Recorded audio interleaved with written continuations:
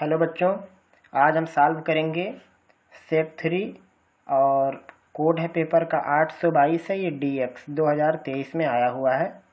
तो आज हम इसको सॉल्व करेंगे और इसमें हम इसका पहला पार्ट सॉल्व करके दिखाएंगे, क्योंकि पेपर बहुत बड़ा होता है तो इसलिए इसको कई पार्ट में हम सॉल्व करके आपको बताएंगे।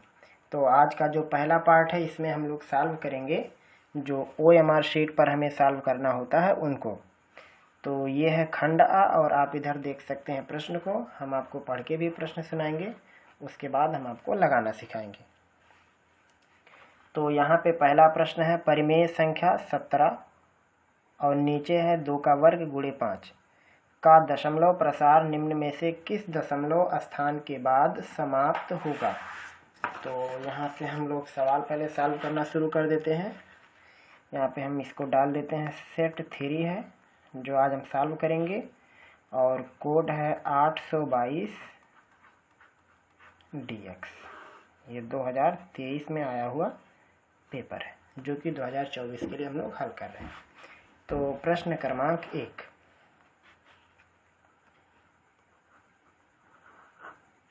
प्रश्न है परिमेय संख्या है 17, इसके नीचे है 2 का वर्ग गुणे 5। कहा है इसका दशमलव प्रसार दशमलव के कितने अंकों के बाद खत्म हो जाएगा।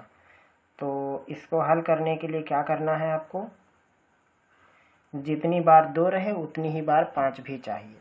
तो यहाँ पे 2 बार है लेकिन 5 एक बार है, तो 1 5 से ऊपर नीचे गुणा कर देना है।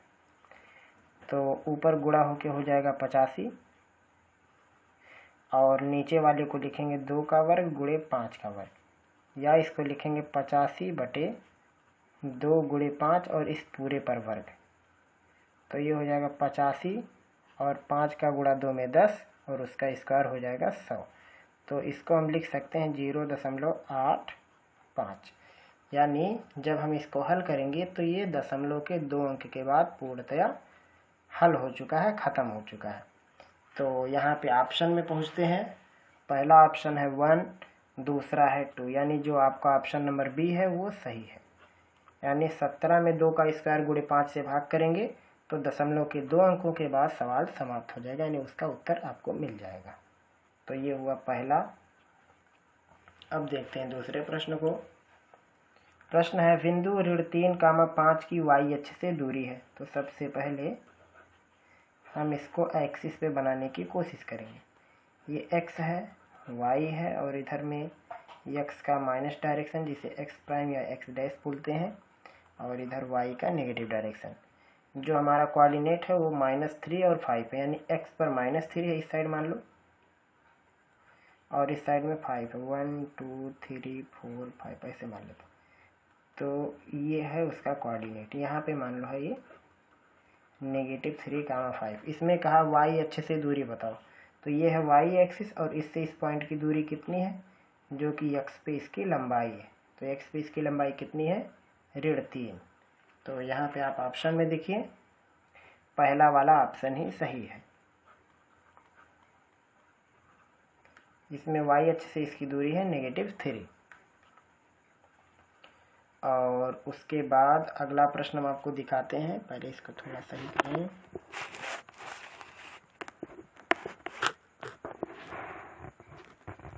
ये हो गया थोड़ा सा सही। अब हम आपको दिखाते हैं इसका अगला प्रश्न। अगला प्रश्न क्या है, संख्या 144 के अभाज्य गुणनखंड में अभाज्य गुणनखंडों की घातों का योगफल होगा। तो सबसे पहले इसके हम करते हैं गुणनखंड और उनके जो घात बनेंगे उनका योगफल निकालना है। तो ये है तीसरा सवाल। यहाँ उसको करते हैं 144 का गुणनखंड करेंगे। सबसे पहले डिवाइड करेंगे 2 से, यह आएगा 72। फिर 2 से डिवाइड करेंगे आएगा 36। इसके बाद फिर 2 से आएगा 18, फिर 2 से आएगा 9, फिर 3 और फिर 3 से कैंसिल। तो इसमें जो इसके अभाज्य गुणनखंड बने वो कौन हो गए, 2, यह 4 बार और 3 है 2 बार। तो यहाँ पे इसके जो पावर बने वो हो गया 2 के ऊपर 4 की घात और 3 के ऊपर 2 की घात। अब अपने उत्तर की तरफ चलते हैं। तो यहाँ पे प्रश्न में क्या दिया था कि गुणनखंडों की घातों का योगफल कितना होगा। तो आप देख सकते हैं एक पे जो पावर है वो 4 है और एक पे पावर 2 है, तो इन दोनों को टोटल करेंगे तो 6 आएगा। तो यहाँ पे जो डी वाला ऑप्शन है वो सही है। यहाँ पे जो घातों का योगफल बनेगा वो 6 बनेगा। अगला सवाल, सवाल नंबर 4।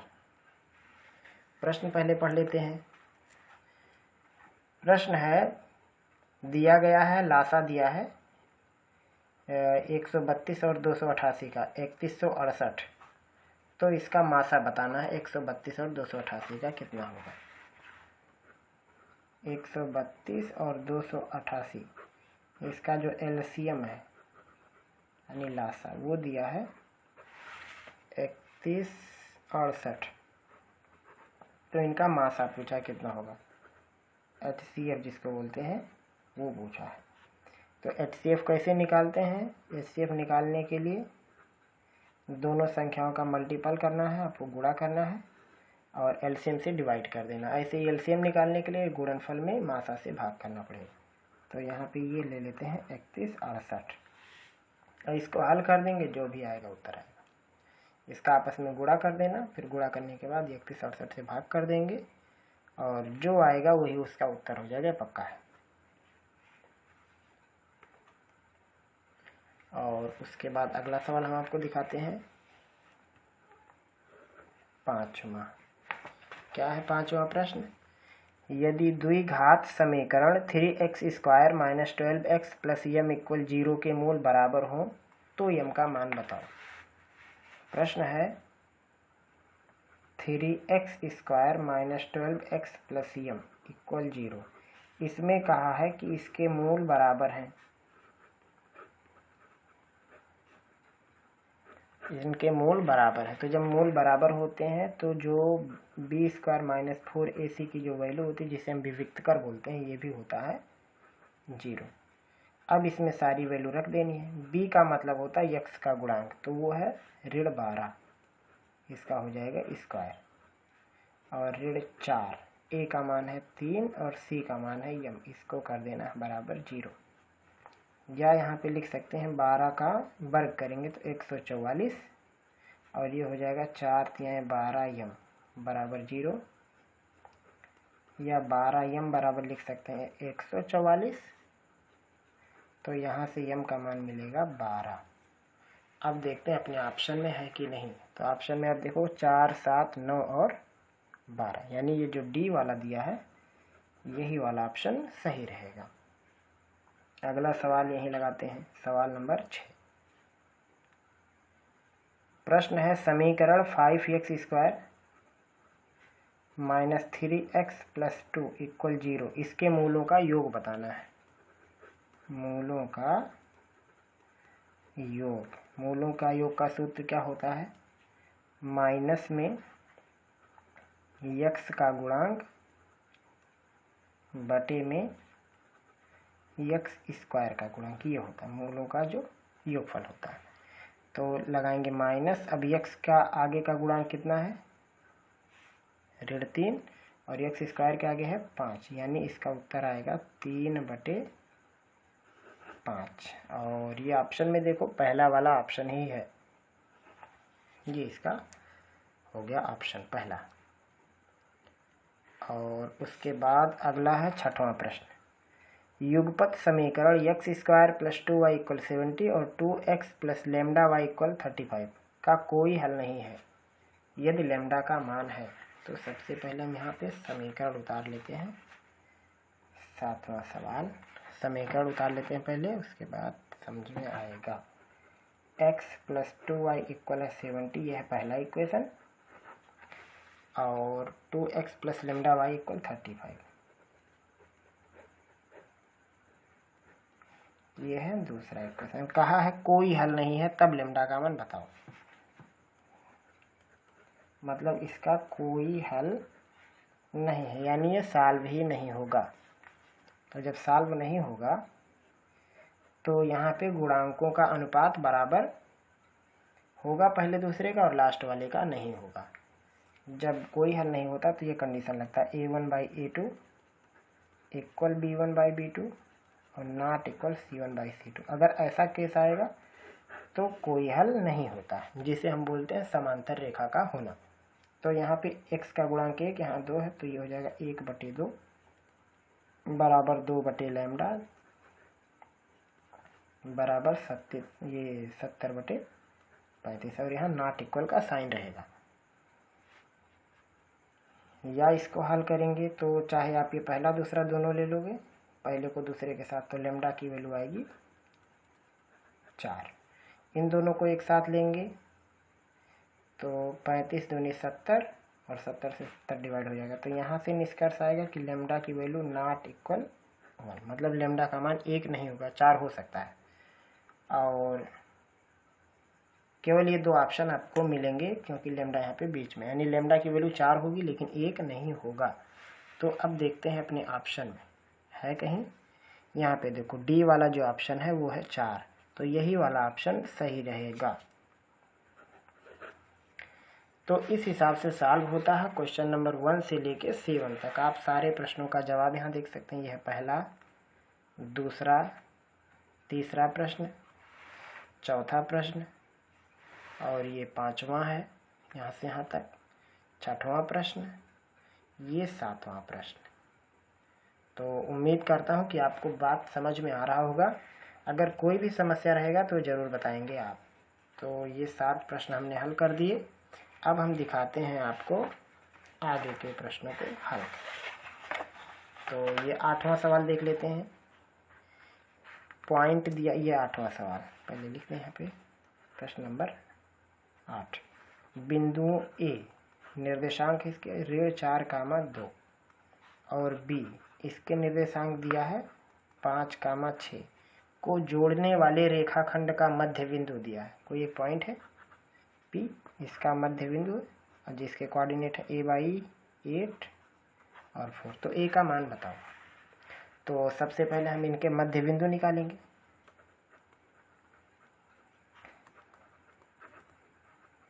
जो मध्य बिंदु होता है वो कैसे निकलता है, दोनों के भुज को जोड़ के आधा कर दो और कोटि को जोड़ दो, यानी x वाली वैल्यू जोड़ के आधा करनी है और y वाली वैल्यू। तो x वाली वैल्यू ये है -4 और इसका है 5, इसको जोड़ के कर देना है आधा, और यहाँ पे y वाले को इसको भी जोड़ के कर देना है आधा। तो उत्तर में आएगा ये नेगेटिव में 5, 4, 1, केवल पॉजिटिव आएगा 1/2 और 6, 2, 8 का आधा 4, यानी ये हो गया मध्य बिंदु। अब इस मध्य बिंदु की तुलना आपको इससे करनी है, क्योंकि ये P इसी का मध्य बिंदु था, तो ये दोनों निर्देशांक बराबर होने चाहिए। तो यहाँ पे आप देखो ये दोनों बराबर हैं, मतलब 1/2 और a/8 बराबर होगा। तो यहाँ पे लिखेंगे निर्देशांकों की तुलना से a/8 इक्वल 1/2 या a इक्वल आएगा 4, 8 से गुणा करेंगे 8, उसका आधा करेंगे 4, यानी a का मान 4 आएगा। देखते हैं है कि नहीं। यहाँ पे देखो ये जो डी वाला ऑप्शन है इसमें 4 लिखा हुआ है, तो ये जो डी वाला ऑप्शन है ये सही है। कैसे लगा, आपके सामने मौजूद है, क्योंकि ये OMR शीट पर लगाना रहता है, इसलिए इसको आपको केवल OMR शीट पर निशान बनाना रहेगा कौन सही है। तो इसको ज़्यादा डीपली हम लिख के भी नहीं बता रहे हैं आपको। वहीं ये सवाल अगर अंदर मिलेगा कहीं पर इस टाइप का, तो हम पूरा डिटेल में लिख के आपको दिखाएंगे कि कैसे लगाना है। और अगर आपको एक एक चीज़ सीखना है पूरे मैथ का, तो आप हमारे प्लेलिस्ट से उसको सीख सकते हैं। पूरी कक्षा 10 की गणित पहले अध्याय से लेकर के अंतिम अध्याय तक सॉल्व किया गया है। तो इस प्रकार से सॉल्व हो जाता है क्वेश्चन नंबर 8। अब चलते हैं दूसरी तरफ और इसको थोड़ा करते हैं सीधा। ये यहाँ पर है आपका 9वां, थोड़ा इसका सीधा करें और ये है 9वां प्रश्न, आप देख सकते हैं। प्रश्न है, दिए गए चित्र में त्रिभुज ABC के आधार BC के समानांतर PQ खींचा गया है। तो हम भी पहले खींच लेते हैं, बाद में सोचेंगे करना क्या है।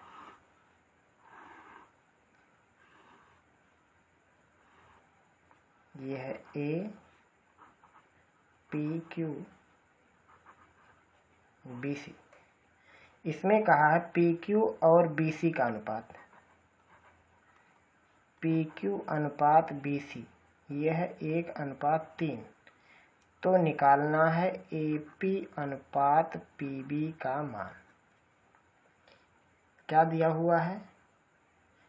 PQ अनुपात BC ये दिया हुआ है, ये वाली लाइन के साथ अनुपात दे दिया है। तो निकालना है AP अनुपात PB। अब कैसे निकालेंगे? इसके लिए चाहे तो आप ये दोनों समरूप त्रिभुज ले लो, एक छोटा वाला त्रिभुज ये और ये दोनों समरूप है। थेल्स थ्योरम ये होता है कि जब यहाँ पे हम आधार के समांतर एक रेखा खींचते हैं तो ये खंडों को समान अनुपात में विभाजित कर देता है। तो हम इनको क्या करेंगे? समरूप त्रिभुज मानेंगे, क्योंकि सवाल में कहा PQ एक पैरेलल लाइन है, PQ एक समानांतर रेखा है। तो जब समांतर रेखा तो ये एंगल इसके बराबर हो जाएगा और ये वाला एंगल इसके बराबर हो जाएगा और साथ में ये एंगल तो कॉमन है। और अब जब कॉमन हो गया ये तो कैसे लगेगा सवाल लगाने का तरीका क्या है? संगत भुजाओं का अनुपात बराबर होता है। जैसे इस A के सामने की साइड है PQ छोटे वाले में और बड़े वाले में साइड है BC। ऐसे ही इस P के सामने का एंगल या इस Q के सामने का एंगल है Q के सामने की साइड है AP और यहाँ पे इस डबल वाली लाइन के सामने है AB। इस हिसाब से, क्योंकि हमें AQ QC से कोई मतलब नहीं है तो हम इन्हीं दोनों को लेके लगा लेंगे। PQ और BC की वैल्यू है 1/3, तो ये हो गया AP/AB।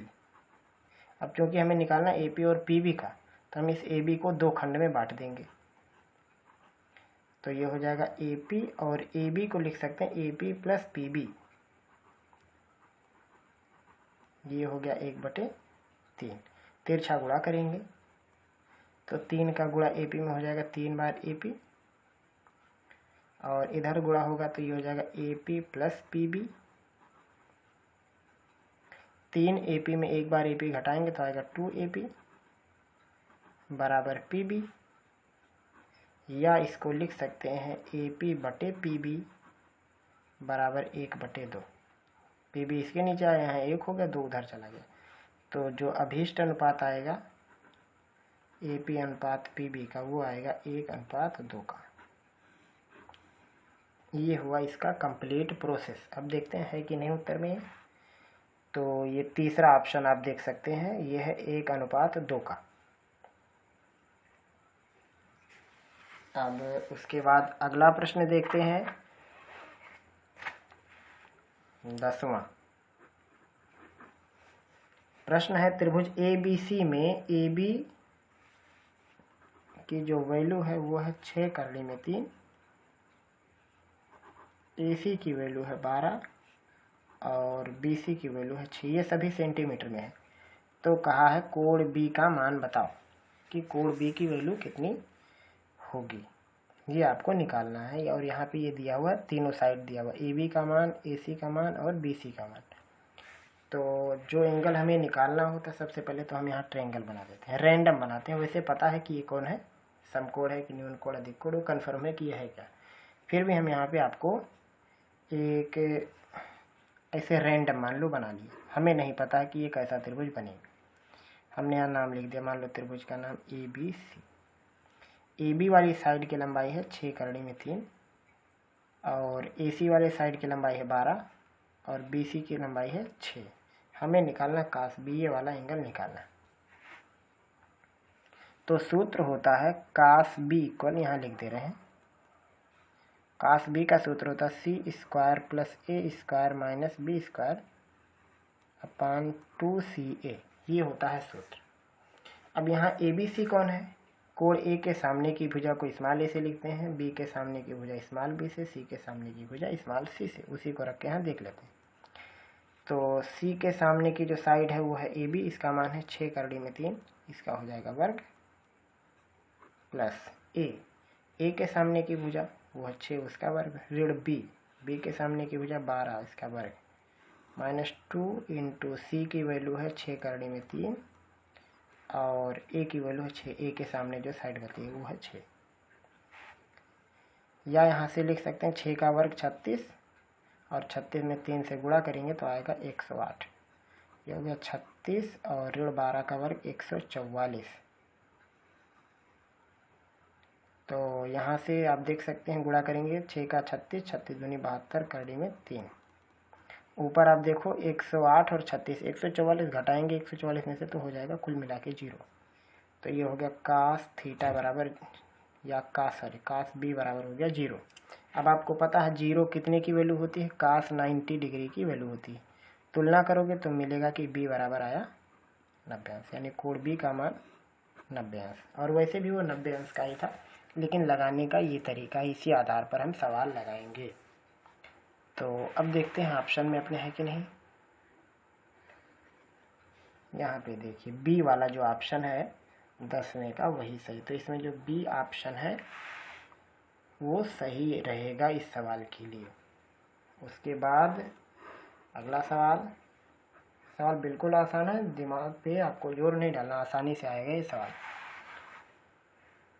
11वां सवाल दिया है, इसको नहीं लगाएंगे, वैसे समझा देते हैं। दो समरूप त्रिभुज के क्षेत्रफलों का अनुपात 16 और 25 का है, इनकी भुजाओं में अनुपात बताओ। तो भुजाओं में अनुपात जो होता है वो क्षेत्रफल का वर्गमूल होता है। तो 16 का वर्गमूल 4, 25 का वर्गमूल 5, 4:5 आएगा, ये इसका उत्तर हो जाएगा। और ये अगला सवाल फिर से ट्रायंगल बना हुआ है।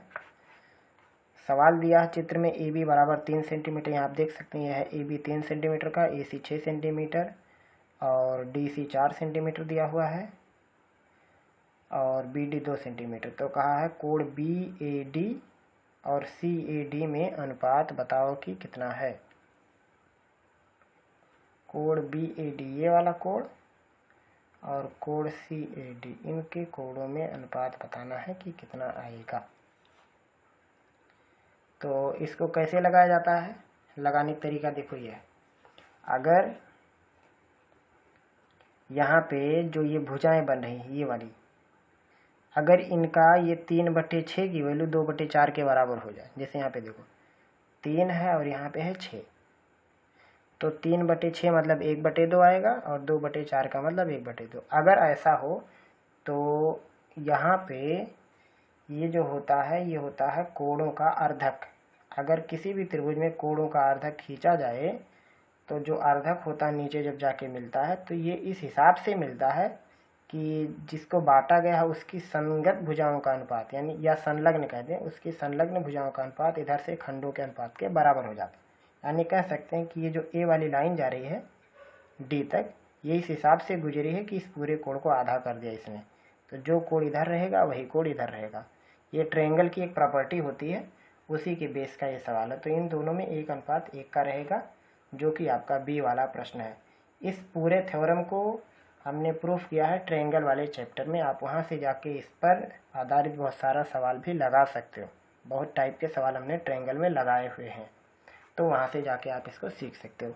हालांकि आप ये जाने रहो कि संगत या संलग्न भुजाओं का अनुपात अगर सामने के खंडों के अनुपात के बराबर हो गया तो लाइन बीच में से बिल्कुल गुजर रही है, यानी दोनों एंगल आपस में इक्वल होंगे।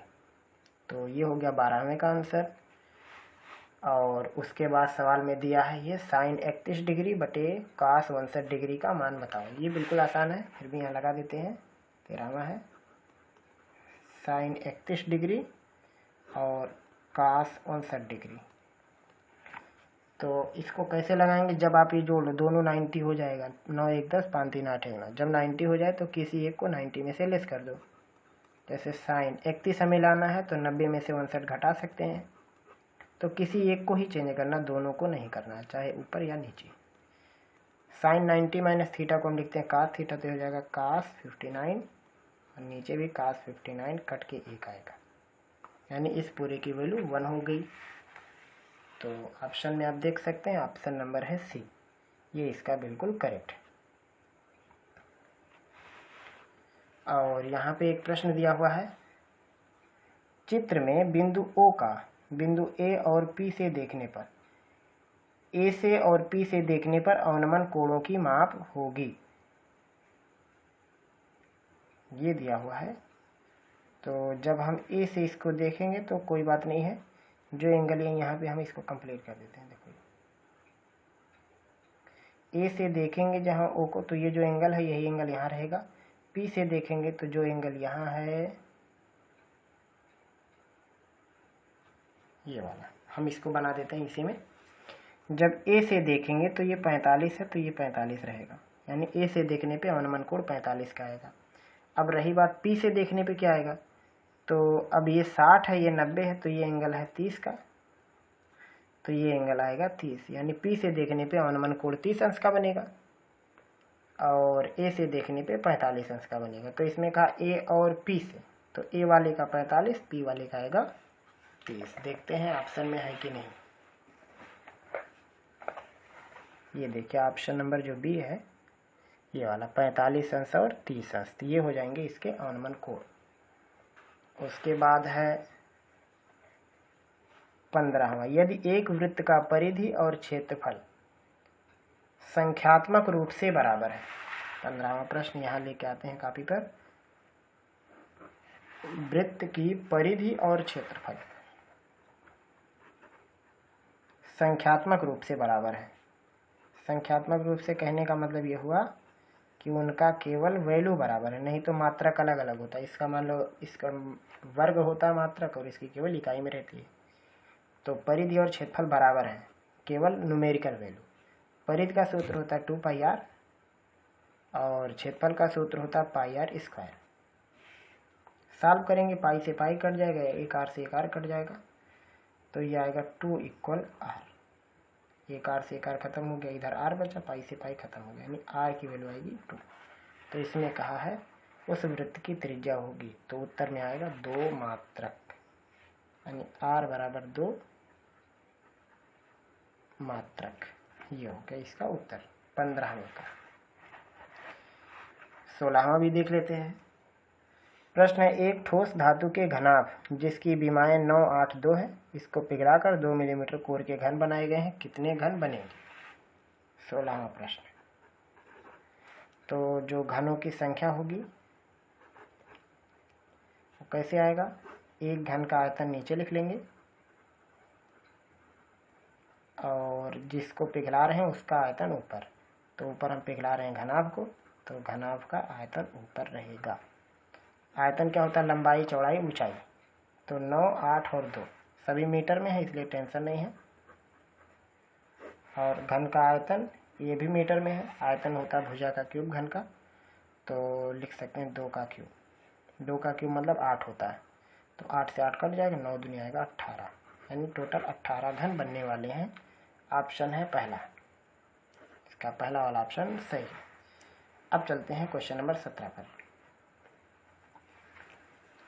सवाल है, निम्नलिखित सारणी का माध्य होगा, तो इसको तो लगाना पड़ेगा।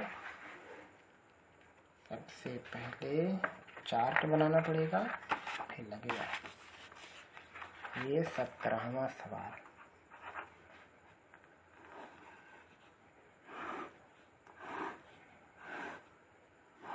एक में है वर्ग अंतराल और एक में है बारंबारता। वर्ग अंतराल है 0 से 10 का, 20, 20 से 30, 30 से 40 और 40 से 50। बारंबारता है 4, 5, 6, 4, 1। कैसे निकालना है, सबसे पहले बनाना है आपको वर्ग चिन्ह। इसको आधा करने से आता है, यानी औसत 10 में 0 जोड़ेंगे, 10 का आधा 5, 20, 10, 30 का आधा 15, ऐसे जोड़ के आधा कर देना। 30, 20, 50 का आधा 25, 40, 30, 70 का आधा 35 और 50, 40, 90 इसका आधा 45। उसके बाद अगले लाइन में क्या कर देना है, इनका गुणा कर देना, जिसे हम बोलते हैं FX। वर्ग चिन्ह को यक्स से लिखते हैं और बारंबारता को यफ से। गुणा कर दो, 4 का 5 में 20, 15 का 5 में 75, 25 का 6 में गुणा करेंगे आएगा 150 और 35 का 4 में 140 और 45 का 1 में 45। इन्हें जोड़ दो, 5, 5, 10 और हो जाएगा 4, 4, 8, 5, 13, 13, 7, 20, 2, 22, 23, 1, 1, 2 और 2, 4, जोड़ के 430 आएगा। एक बार फिर से जोड़ लेते हैं, 5, 5, 10, 7, 2, 9, 5, 14, 4, 18, 4, 22, 31, 1, 1, 2, 2, 4। और हमें बारंबारता को भी जोड़ना पड़ेगा, 4, 1, 5, 5, 6, 11, 11, 5, 16, 16, 4, 20। ये हो गया। तो अब निकालेंगे समांतर माध्य। होता है सिग्मा ऑफ एफ एक्स बटे सिग्मा ऑफ एफ एक्स को जोड़ने पर जो है उसे हम सिग्मा एफ एक्स लिखते हैं, तो ये हो गया 430, और एफ वालों को जोड़ के जो है उसे सिग्मा एफ हो गया 20। भाग करेंगे तो आएगा 43/2 यानी 21.5। ये इसका उत्तर ऑप्शन में है कि नहीं? ऑप्शन में है, ऑप्शन नंबर सी 21.5।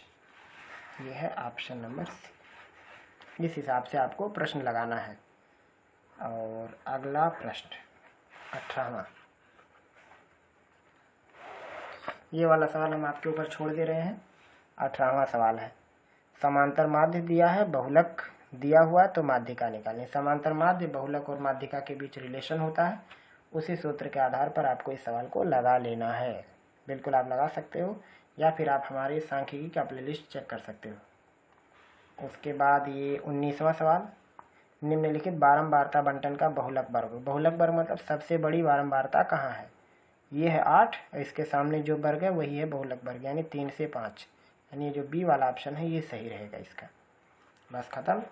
और उसके बाद ये लास्ट सवाल, निम्नलिखित बारंबारता बंटन का माध्यिका वर्ग होगा, तो इसे तो लगाना पड़ेगा फिर से। ये 20वां सवाल,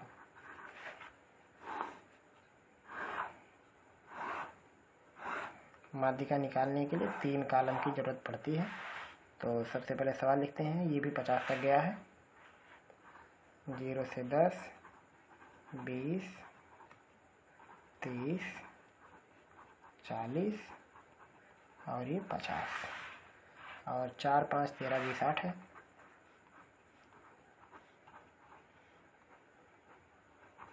चार, 5, 13, 20, 8। इस अगले कॉलम में निकालनी पड़ती है संचयी बारंबारता। कैसे आता है? यहाँ हो गया 4, 4, 5, 9, 13, 9, 22, और 22, 20, 42, 42, 8, 50।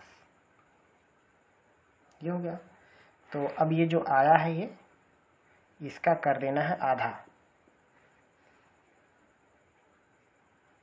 ये जो 50 आया, 50 का कर देंगे आधा।